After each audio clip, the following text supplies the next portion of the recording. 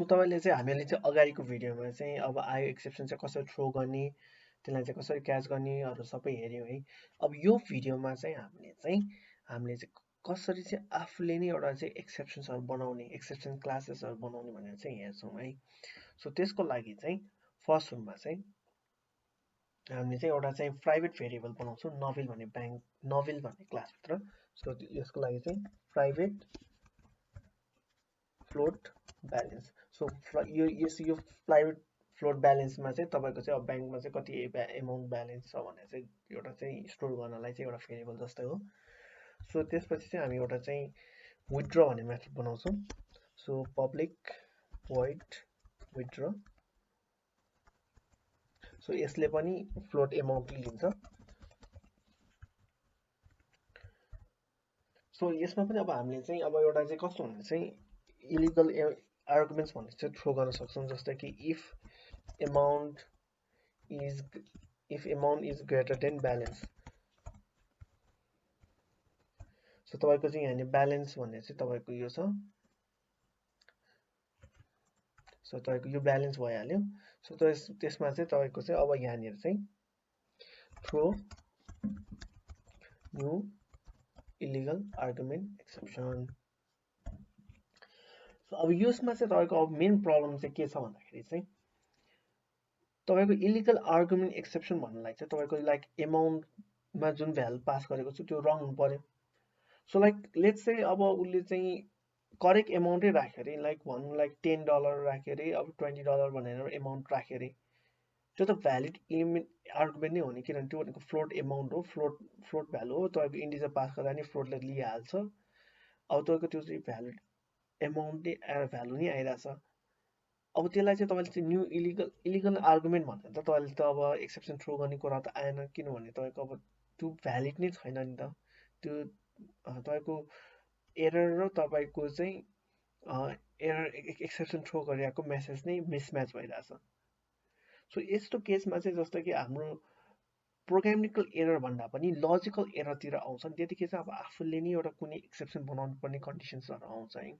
So usually यो कन्डिसन्सहरू भनेको चाहिँ तपाईँको चाहिँ तपाईँले यदि जावामा कुनै क्लास लाइब्रेरी बनाउने हुँदैछ, एउटा कुनै फ्रेमवर्क बनाइरहनु भएको छ भने त्यहाँनिर चाहिँ युजली चाहिँ यस्तो खालको तपाईँले कस्टम एक्सेप्सन बनाउनु पर्ने कन्डिसन्स चाहिँ आउँछ।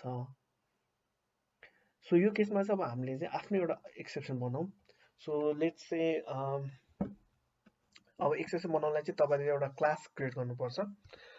सो फर्स्टमा चाहिँ हामी जावा क्लास क्रिएट गर्छौँ। यसलाई चाहिँ हामी चाहिँ के नाम चाहिँ इलिगल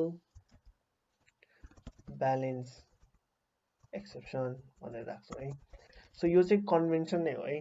कुनै पनि एक्सेप्सन क्लासको चाहिँ एन्डिङमा चाहिँ तपाईँले चाहिँ एक्सेप्सन भनेर चाहिँ राख्नुपर्छ। यो सफिक्स चाहिँ हुनुपर्छ। यो चाहिँ नेमिङ कन्भेन्सन हो, यो चाहिँ फलो गर्नु है। सो हामीले चाहिँ इलिगल ब्यालेन्स एक्सेप्सन भनेर राख्यौँ। अब तपाईँले चाहिँ कुनै पनि एक्सेप्सन क्लास बनाउँदाखेरि तपाईँले चाहिँ एक्सेप्सन क्लासलाई चाहिँ इनहेरिट गर्नै पर्छ है। सो तपाईँको चाहिँ हामीले चाहिँ अघि न टाइप हामीले चाहिँ एक्सेप्सन हायरार्कीमा चाहिँ एक्सेप्सन र रन टाइम एक्सेप्सन भन्ने पढेको थियौँ। सो तपाईँले चाहिँ यदि तपाईँको यो एक्सेप्सन चाहिँ चेक एक्सेप्सन हो भने चाहिँ तपाईँले चाहिँ त्यो केसमा चाहिँ तपाईँले चाहिँ एक्सेप्सन क्लासलाई इनहेरिट गर्नुपर्छ। यदि तपाईँको चाहिँ अनचेक एक्सेप्सन हो भने, just like run time exception हो भने चाहिँ तपाईँले चाहिँ रन टाइम एक्सेप्सन क्लासलाई चाहिँ इनहेरिट गर्नुपर्छ। सो हाम्रो केसमा चाहिँ यो चाहिँ अहिले कम्पाइल टाइम एक्सेप्सन हो। सो हामीले चाहिँ अब एक्सेप्सन्सलाई चाहिँ एक्सटेन्ड गर्छौँ है। सो यहाँनिर चाहिँ अब हामीले चाहिँ एउटा कन्स्ट्रक्टर बनाउँछौँ है। सो कन्स्ट्रक्टर बनाउनलाई चाहिँ तपाईँले चाहिँ पब्लिक इलिगल ब्यालेन्स भनेर राख्छौँ। सो यहाँनिर चाहिँ सुपर भन्ने मेथडबाट चाहिँ हामी चाहिँ एउटा चाहिँ मेसेज चाहिँ प्यारेन्ट क्लासमा चाहिँ सेयर गर्छौँ है। सो यो भनेको चाहिँ यो चाहिँ खास गरी गरेको के भने चाहिँ तपाईँको एक्सेप्सन आउँदाखेरि चाहिँ के मेसेज प्रिन्ट गर्ने भनेर चाहिँ हामीले चाहिँ एउटा डिफल्ट मेसेज चाहिँ राख्नु खोजेको हो।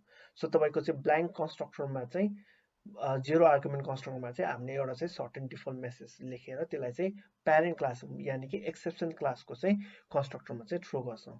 सो यसमा चाहिँ you don't have sufficient balance यो भनेर चाहिँ प्रिन्ट गर्ने है।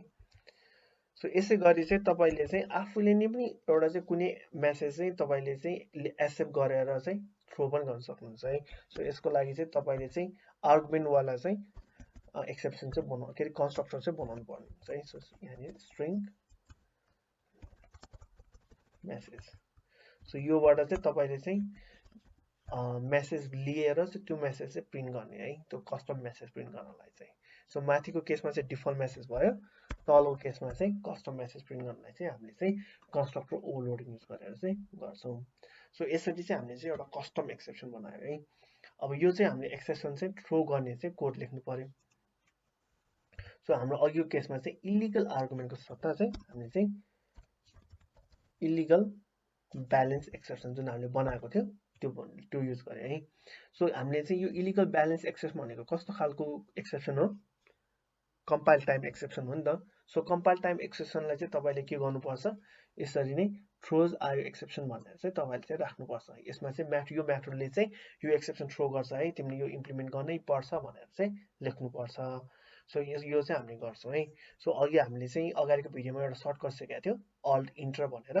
सो यही चाहिँ हामीले यहाँ युज गर्छौँ है। सो अल्ट इन्टर गर्नु, add exception to method signature भन्नेमा क्लिक गर्नु, त्यसपछि यहाँनिर थ्रोज इलिगल ब्यालेन्स एक्सेप्सन भनेर आयो। अब यहाँनिर चाहिँ नोभिल भनेमा डट तपाईँको विथड्र भन्ने एमाउन्टमा तपाईँले जस्तै कि 1000 राख्नुभयो भने चाहिँ अब यहाँनिर तपाईँलाई चाहिँ यो एक्सेप्सन चाहिँ युज गर्नै पर्छ, इलिगल ब्यालेन्स एक्सेप्सन भनेर चाहिँ युज गर्नु भनेर चाहिँ यहाँनिर चाहिँ मेसेज चाहिँ आइरहेको छ। अब यसलाई चाहिँ हामी ट्राई क्याच ब्लकभित्र राख्छौँ, जस्तो कि अघि नै हामीले सर्टकट युज गरे जस्तै अल्ट इन्टर प्रेस गर्छौँ, त्यसपछि surround with try catch enter गर्छौँ, त्यसपछि इलिगल ब्यालेन्स एक्सेप्सन भनेर आयो है। सो हामी एकचोटि यो कोडलाई पनि रन गरेर हेरौँ है। सो यो कोडलाई रन गरेर हेर्दाखेरि चाहिँ सो यहाँनिर चाहिँ इलिगल ब्यालेन्स एक्सेप्सन भनेर आयो। सो तपाईँको चाहिँ विक 6 मेरो यो विक 6 भन्ने प्याकेजभित्र चाहिँ इलिगल ब्यालेन्स भन्ने एक्सेप्सन भन्ने चाहिँ क्लासमा भएको चाहिँ एक्सेप्सन चाहिँ थ्रो गर्यो। अब तपाईँले यहाँनिर अर्को मेसेज पनि दिन सक्छ, यहाँ you don't have sufficient balance, हामीले एउटा डिफल्ट मेसेज राखेको थियो, त्यही मेसेज चाहिँ यहाँ प्रिन्ट पनि भइरहेको छ है।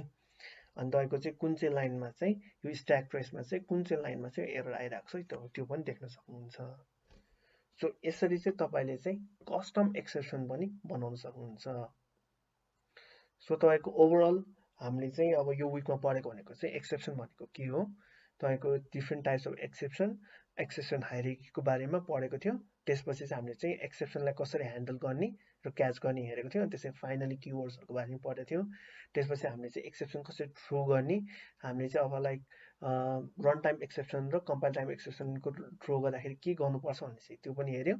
त्यसपछि हामीले चाहिँ यहाँनिर कसरी चाहिँ हामीले चाहिँ आफैले नै एउटा चाहिँ एक्सेप्सन क्लास चाहिँ बनाउनु मिल्छ त्यो पनि हेऱ्यौँ र त्यसलाई चाहिँ हामीले युज गरेर पनि त्यसलाई चाहिँ प्रिन्ट गर्ने त्यसको एक्सेप्सन पनि आउटपुट पनि हेऱ्यौँ है।